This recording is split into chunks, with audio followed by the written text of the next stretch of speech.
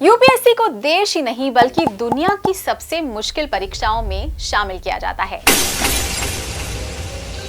अब इस परीक्षा का पैटर्न, इसका सिलेबस, इसका कंपटीशन इतना कठिन है कि शायद ही कोई ऐसा स्टूडेंट होगा जो परीक्षा देने के बाद पूरे विश्वास के साथ ये कह सके, बाबूजी हम पास हो गए।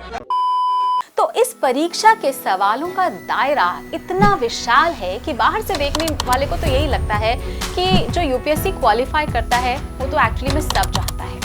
जबकि आप यदि परीक्षा की कट ऑफ देखेंगे तो आपको लगेगा कि सिलेक्शन के लिए तो 50% या 50% जो सवाल हैं उनको ही सॉल्व कर लेना काफी होता है। तो यदि आप आधे सवाल भी सही कर लेते हैं तो भी आपका सिलेक्शन हो सकता है। नमस्कार, स्वागत है आपका प्रभात एग्जाम के YouTube चैनल पर। ये एक ऐसा प्लेटफॉर्म है जहां आपको मिलती है सभी कम्पेटिटिव एग्जाम से जुड़ी महत्वपूर्ण जानकारियां जो आपको किसी भी एग्जाम में सफल होने में काफी मदद कर सकती हैं। अगर आप हमारे YouTube चैनल पर पहली बार आए तो हमें लाइक और सब्सक्राइब जरूर कर लें और हमारी लेटेस्ट वीडियोस और अपडेट सबसे पहले आप तक पहुंचे इसके लिए बेल आइकॉन को प्रेस करना ना भूलें। अब आप परीक्षा भवन में प्रवेश कर रहे होते हैं तब आपके दिमाग में क्या चल रहा होता है?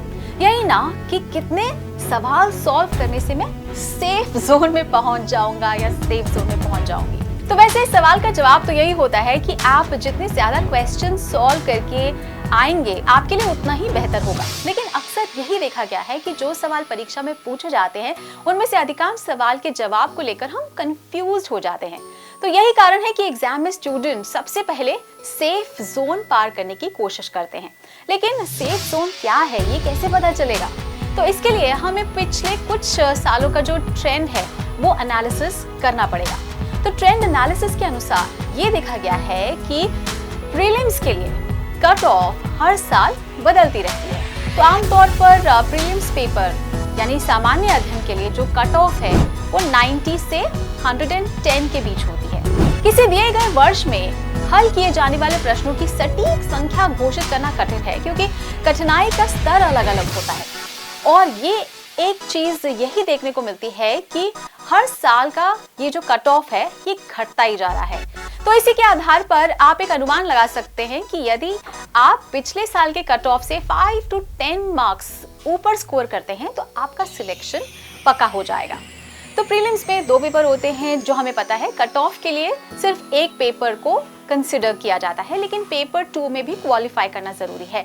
हालांकि इसमें एक अच्छी बात ये भी है कि इससे आपको कट ऑफ के बारे में परेशान होने की जरूरत नहीं है। और चूंकि पेपर 2 में सब्जेक्ट्स भी लिमिटेड है तो आप इसकी तैयारी अपने हिसाब से कर सकते हैं। और अब बारी है मेंस की बात बताते हैं आपको।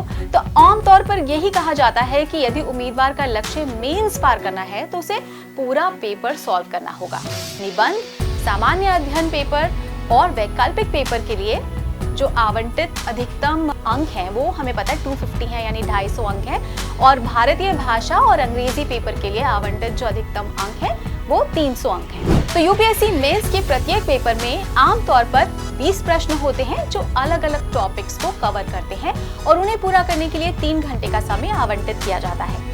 मुख्य परीक्षा में अधिकतम अंक प्राप्त करने के लिए उम्मीदवारों को सभी प्रश्नों को हल करने का प्रयास करना चाहिए।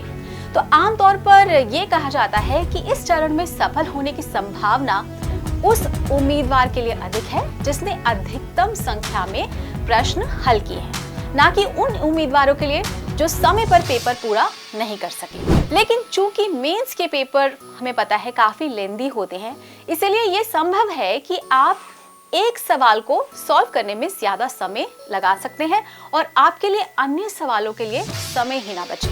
तो इस समस्या से निपटने के लिए, इससे बचने के लिए आपको सवालों को पढ़ने और उनका जवाब देने के लिए 3:7 के जो अनुपात है उसका नियम अपनाना चाहिए। यानी कि एक सवाल को पढ़ने के लिए 3 मिनट और उसके जवाब देने के लिए 7 मिनट का आप समय रखें, तभी आप पूरा पेपर समय पर कर पाएंगे। अब यदि किसी खास जो प्रश्न है उसके उत्तर देने के लिए 7 मिनट पर्याप्त नहीं है तो आप उस समय की भरपाई करने के लिए किसी और सवाल से जो आपको जो समय है वो निकालना पड़ेगा। और ये हमें पता है बेहद मुश्किल काम है, लेकिन यदि आप परीक्षा से पहले भरपूर प्रैक्टिस कर लेंगे ना तो आप इस तरह की जो सिचुएशन है उसकी भी सही प्लानिंग कर पाएंगे। तो दोस्तों, आपको हमारा अगर ये वीडियो पसंद आया हो तो अपने दोस्तों के साथ भी इसे ज़रूर शेयर कर लें, और अगर आपके पास हमारे लिए कोई सवाल या सजेशन है तो कमेंट बॉक्स में लिखकर हमें ज़रूर बता दें। तो जल्द ही आपसे फिर मुलाकात होगी एक नए टॉपिक पर, एक नए वीडियो के साथ। देखते रहिए प्रभात एग्जाम। नमस्कार।